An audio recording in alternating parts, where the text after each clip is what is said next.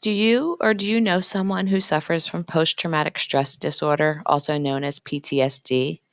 You may not even realize you know someone who has PTSD because you don't wear it like a scar on your body. It can be invisible to the naked eye, but inside you or a loved one may be suffering. Definition of PTSD and signs and symptoms.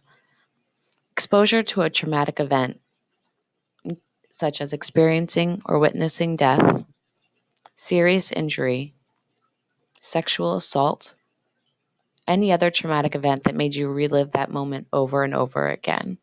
Some symptoms to look out for are flashbacks of the traumatic event, feeling detached, having difficulty sleeping, outbursts of anger, intrusive thoughts.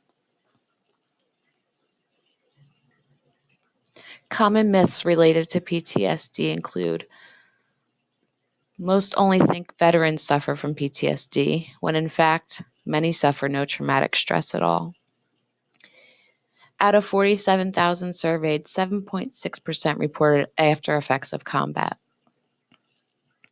Another myth is PTSD cannot be treated. While it cannot be correctly diagnosed until a month after the event, some therapies include needing to face the original trauma or bring back memories of the trauma that have been suppressed. You can't just turn PTSD off. We need to stop the stigma that surrounds it. PTSD affects 2.2% of the population. That's roughly 7.7 million people.